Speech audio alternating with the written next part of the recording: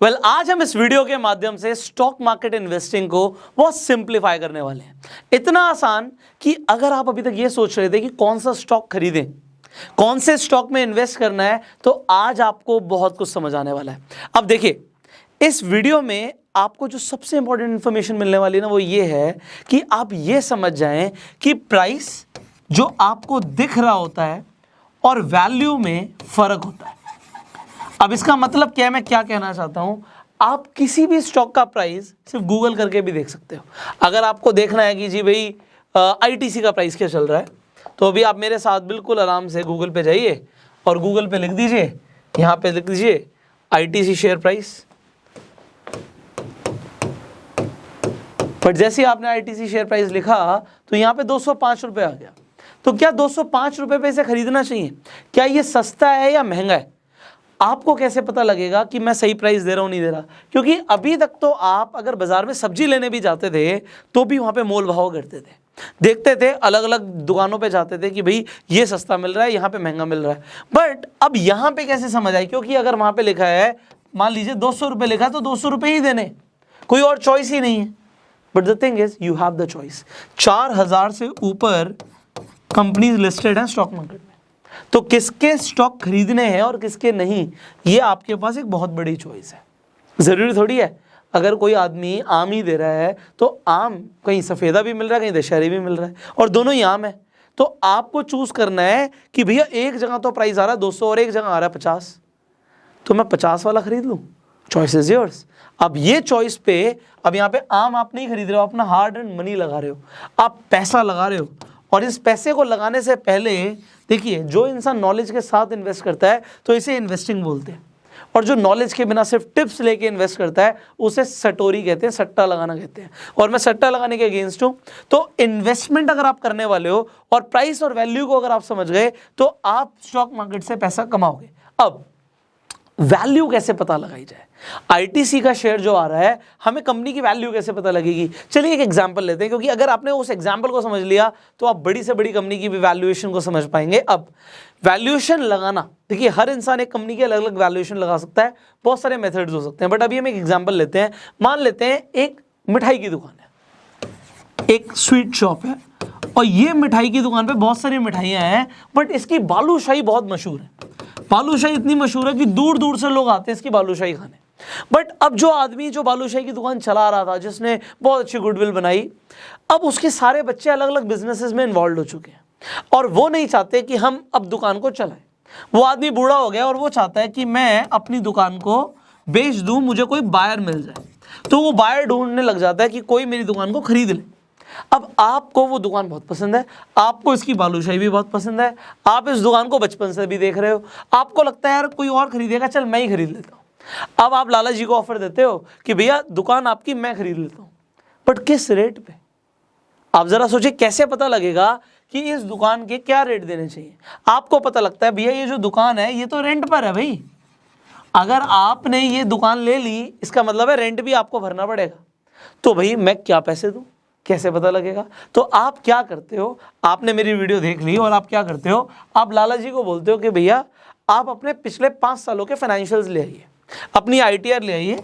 अभी फिलहाल के लिए आप आईटीआर कॉपी देखते हो, जिस भी फर्म से आप ये बिजनेस कर रहे हो, मान लेते हैं एबीसी बालूशाही शॉप के नाम से दुकान है, तो आप एबीसी की आईटीआर देखते हो और पिछले 5 सालों की आप आईटीआर देखते हो, और आपको पता लगता है कि भैया ये जो लाला जी हैं ये कंसिस्टेंटली प्रॉफिट बना रहे हैं, इस दुकान से वो लगातार प्रॉफिट बना रहे हैं, वो 24 लाख रुपए की लेट से आईटीआर फाइल कर रहे हैं, मतलब 24 लाख रुपए का उनका प्रॉफिट हो रहा है।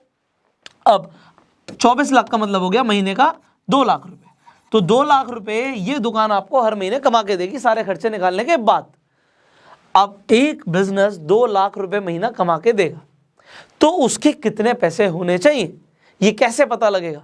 अगर आपको नहीं पता तो चलिए आज हम एक नया मेथड सीखते हैं वैल्यूएशन निकालने का, जिसे हम बोलते हैं डिस्काउंटेड कैश फ्लो मेथड। अब ये डिस्काउंटेड कैश फ्लो क्या होता है, इसे बड़ी जल्दी से समझते हैं, आपको बड़ा जल्दी से समझ आ जाएगा कि उस दुकान की हम वैल्यूएशन कैसे निकालेंगे। ये एक तरीका है वैल्यूएशन निकालने का, और भी बहुत सारे तरीके हैं। तो आप क्या देखते हैं कि साल की इनकम कितनी हुई, इट मीन्स 24 लाख रुपए को आप यहां पर लिख देते हैं, भाई 24 लाख रुपए वो दुकान कमा रही है साल के। अब डिनोमिनेटर में आप लेंगे कि आप परसेंटेज कितना चाहते हैं अपनी जो आप इन्वेस्टमेंट करने वाले हैं उसके ऊपर। एग्जाम्पल के तौर पे आप कहीं पे अपना पैसा बैंक में रखते हैं, तो आप बैंक में मान लीजिए 1 करोड़ रुपए रखते हैं, तो 1 करोड़ रुपए पे बैंक आपको 6% ब्याज दे रहे हैं, तो 1 करोड़ रुपए पे तो आपको बैठे बैठे 6 लाख रुपए मिल रहा है। अब आप इस 1 करोड़ रुपए को बैंक से निकाल के इस दुकान को खरीदने में लगाएंगे, तो आप क्या चाहेंगे कि आपको कितना % रिटर्न मिले। आप मान लीजिए आप बोलते हैं जी मुझे कम से कम 15% रिटर्न मिलेगा, तो मैं अपने पैसे को बैंक से निकालूंगा, मुझे 15% रिटर्न चाहिए। तो जो आपको चाहिए इस दुकान के हिसाब से कि अगर आप इन्वेस्टमेंट लगा रहे हो तो मुझे इतने %, इतना टका ब्याज चाहिए, इतना टका इंटरेस्ट चाहिए, तो आप उससे उसे डिवाइड कर दो। अगर आपको 15% चाहिए तो 0.15 से उसे डिवाइड कर दीजिए। अगर आपने डिवाइड किया तो आपके सामने आंसर आ जाएगा जी 1 करोड़ 60 लाख रुपए इस दुकान की वैल्यूएशन हुई। बट अब जब आप लाला जी से बात करते हो कि भैया मेरे हिसाब से आपकी अगर दुकान पिछले 5 साल से, मैंने फाइनेंशियल्स देख लिए, आप पिछले 5 साल से लगातार 24 लाख रुपए कमा रहे हो, तो मैं आपको इस दुकान के 1 करोड़ 60 लाख रुपए दे सकता हूँ। अब आप 1 करोड़ 60 लाख दे सकते हो, लाला जी भी तो रेडी होने चाहिए 1 करोड़ 60 लाख लेने के लिए। लाला जी कहते हैं नहीं नहीं बेटा, मुझे तो कम से कम 2 करोड़ रुपए चाहिए, उससे कम में मैं ये दुकान नहीं दूंगा। अब अगर आपको लगता है कि मुझे 2 करोड़ रुपए देना पड़ जाएगा, तो भाई आप जरा देखिए 1 करोड़ 60 लाख रुपए का 15% ब्याज 24 लाख रुपए होता है। तो आपको अपनी एक्सपेक्टेशन को थोड़ा कम करना पड़ेगा। चल यार, अगर ये दुकान 15% नहीं भी देती, 12% भी दे देती है, तब भी मुझे चलेगा। तो आप देखते हो कि अगर आप 2 करोड़ रुपए देते हो तो यहां पे 24 लाख डिवाइड बाय 0.12 जो कि आ गया आपका 2 करोड़ रुपए, तो आपको 12% के हिसाब से ब्याज मिल रहा है। तो अब आपने अगर कोई चीज या कोई दुकान या कोई बिजनेस इस रेशियो के हिसाब से खरीदा है, तो आपको यह समझ आ गया कि आपको कितने % रेट ऑफ इंटरेस्ट आ रहा है। बट अब मान लीजिए अगर लाला जी कहते हैं नहीं नहीं बेटा मैं तो 5 करोड़ में दूंगा, तो आप कहोगे सर आप अपनी दुकान अपने पास रखो, क्योंकि उससे बढ़िया तो यह है कि मैं पैसा तो बैंक में रखूंगा, कोई फायदा नहीं है आपको देने का, आप तो मुझे कुछ दे ही नहीं रहे, 6% भी नहीं मिल रहा, उससे बढ़िया तो मैं बैंक में रखूंगा। तो आप ये समझ जाओगे कि ये बिजनेस महंगा है या सस्ता है। चलो आपको ये बिजनेस तो समझ आ गया कि बिजनेस महंगा है सस्ता है, पता लग गया। बट अब एक चीज होती है प्राइस टू अर्निंग रेशियो। अब ये प्राइस टू अर्निंग रेशियो बहुत इंपॉर्टेंट है, इसे समझ लीजिए, जिसे हम PE रेशियो कहते हैं। अब आप जब किसी भी शेयर के PE रेशियो को नेट पर देखते हो, आप बहुत इजीली देख सकते हो। यहाँ पर देखिए, अभी हम ITC के शेयर की बात कर रहे थे, तो जब आप ITC के शेयर को देख रहे थे तो यहाँ पे हमेशा आपको PE रेशियो दिखेगा 19.05 का है। तो क्या ये कंपनी सस्ती है महंगी है, अभी आपको समझ आएगा, क्योंकि अब आपने बहुत आसान तरीका समझ लिया है PE रेशियो निकालने का। अब आपने मान लीजिए उस दुकान को खरीदा 1 करोड़ 60 लाख रुपए में, और आपकी जो अर्निंग है वो है 24 लाख रुपए। तो 24 लाख रुपए एक दुकान आपको कमा के दे रही है और उसके आपने 1 करोड़ 60 लाख रुपए दिए, तो हमारा जो PE रेशियो आ गया ये 6.6 का आ गया। अभी हम आपके सामने कैलकुलेट भी कर देते हैं। 1 करोड़ 60 लाख, 1 करोड़ 60 लाख डिवाइड बाय 24 लाख, 6.6, तो 6.6 का हमारा PE रेशियो आ गया। तो अब ये तो आपने निकालना सीख लिया PE रेशियो। अब आपको एक और चीज बता देता हूं, जब आपका PE रेशियो 6.6 के आसपास है, बहुत बढ़िया रेशियो है।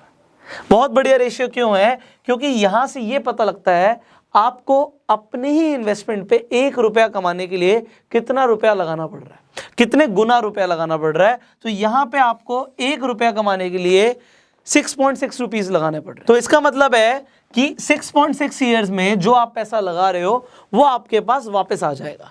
तो आपने मान लीजिए 1.6 करोड़ रुपीस लगाया था, तो 24 लाख रुपए आपको हर साल मिल रहा है, तो 6.6 ईयर्स में आपके पास आपका पैसा वापस आ गया। बट अगर यहाँ पे ITC का जो रेशियो है, PE रेशियो है, ये 19.05 है, तो ऑलमोस्ट आप 1 रुपया कमाने के लिए 19 रुपया लगा रहे हो। तो यहां पे क्या ये ज्यादा है? बात ये नहीं है ये ज्यादा है। ऐसे बहुत सारे शेयर्स हैं जिनका आप न्यूज़ में, क्योंकि बहुत सारे शेयर्स आ जाते हैं, पॉपुलर हो जाते हैं, क्योंकि शेयर मार्केट में वैल्यू के हिसाब से शेयर बिकता ही नहीं है। शेयर्स बिकते हैं डिमांड एंड सप्लाई के ऊपर। यहां पे पी रेशियो देखिए 677 का पी रेशियो है, और क्योंकि 677 का पी रेशियो है, मैं टेस्ला के शेयर को बिल्कुल भी सजेस्ट नहीं करता। क्यों नहीं करता? अभी आप यहां पे तो बढ़ता हुआ देखेंगे इस शेयर को, but over the period of time we do not know कि ये शेयर आपको कितना कमा के देगा। जस्ट फॉर अ वाइल अभी देखिए ये शेयर बढ़ता ही चला जा रहा है, ये यहां से देखिए शुरू हुआ और एकदम से ऊपर ऊपर ऊपर ऊपर ऊपर, बट जब ये अपनी पीक पर आता है $880 तक आया था, तब जब ये गिरा भी, यू कैन सी हियर, जब ये गिरा भी तो इन्वेस्टर्स को बहुत मोटा नुकसान होता है यहाँ पे, क्योंकि उसका पी रेशियो बहुत ज़्यादा है, उसे अभी खरीदना it is highly risky. But अब हमें सर कैसे पता लगेगा? हम लोग हर कंपनी का इंट्रिंसिक वैल्यू तो नहीं निकाल सकते, ना हमें ये समझ आएगा कि पी रेशियो इतना ज़्यादा कम है, कैसे पता लगेगा? भैया मैंने आपको स्क्रीनर्स बताए हैं, आप स्टॉक स्क्रीनर्स को गूगल भी कर सकते हो। एक स्क्रीनर मैंने यहाँ पे खोला भी हुआ है, टिकर टेप। आप देखिए, आप कोई भी कंपनी का नाम ले लीजिए, यहाँ पे आपको लगता है जी मुझे इन्फोसिस में इन्वेस्ट करना चाहिए, नहीं करना चाहिए, इन्फोसिस के ऊपर आप क्लिक कीजिए, आपको यहाँ पर दिख जाएगा, यहाँ पे लिखा हुआ आ जाएगा, देखिए अभी यहाँ पे आ जाएगा, यहाँ पे क्लियरली बोला हुआ है current price is more than the intrinsic value. आपको अगर ये स्टॉक खरीदना है तो इंट्रिंसिक वैल्यू से ज़्यादा पे मिल रहा है। बाकी यहाँ पे डिविडेंड अच्छा है, क्या क्या अच्छे पॉइंट्स हैं वो भी लिखे हैं, और कौन कौन से बेकार पॉइंट्स हैं वो भी लिखे हैं। बट वॉरेन बफे कहते हैं एक शेयर को आप तब खरीदिए जब उसका इंट्रिंसिक वैल्यू से नीचे वो मिल रहा हो। जब इंट्रिंसिक वैल्यू से नीचे मिल रहा है मतलब उस बिजनेस में जितना पोटेंशियल है वो आपको कितना कमा के दे सकता है, उससे नीचे ट्रेड कर रहा है, उसके अगर प्राइस इन्फ्लेटेड है, बड़े हुए हैं, तब मत खरीदो। जब उसके प्राइस इंट्रिंसिक वैल्यू से नीचे है तब खरीदो। सो यहां पे आप किसी भी कंपनी का स्टॉक सर्च कर सकते हैं। मान लीजिए अगेन आप जिलेट का करते हैं,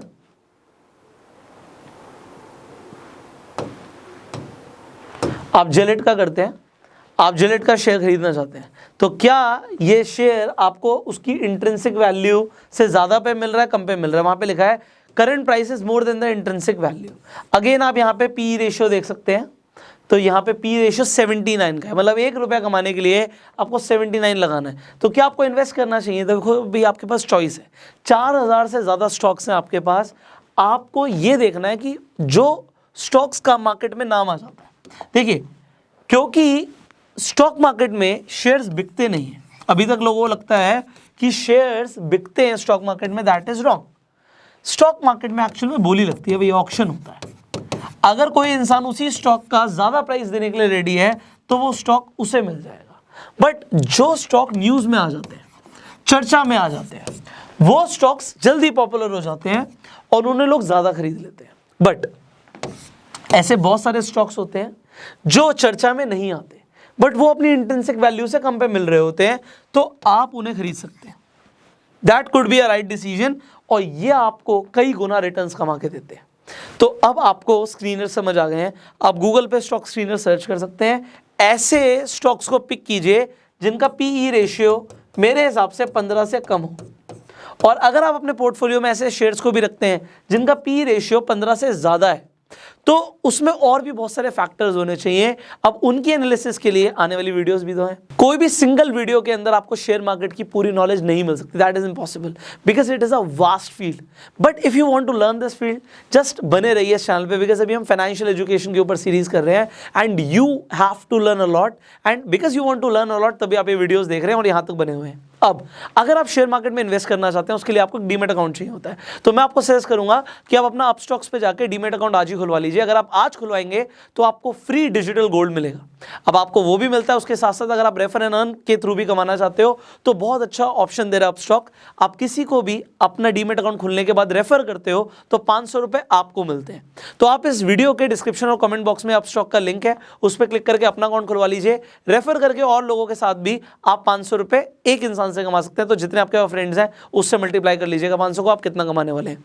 अगर आपके कुछ सवाल है इस वीडियो से रिलेटेड, या फिर आप कुछ और जानना चाहते हैं, नीचे कमेंट में पूछिए, और इस वीडियो को शेयर जरूर कीजिए सो दैट लोगों को भी समझ आए कि शेयर्स को कब खरीदना चाहिए, खासकर जब वो अपनी पहली इन्वेस्टमेंट कर रहे हैं। अब इस वीडियो को अपना प्यार देने के लिए जल्दी से लाइक कर दीजिए। अगर आप इस वीडियो को फेसबुक पर देख रहे हैं, हमें फॉलो कीजिए, यूट्यूब पे देख रहे हैं सब्सक्राइब कीजिए, बेल आइकन पे अभी के अभी क्लिक कीजिए कि आने वाली एक भी वीडियो आपसे मिस ना हो। I will see you in the next video, till that time you go self made.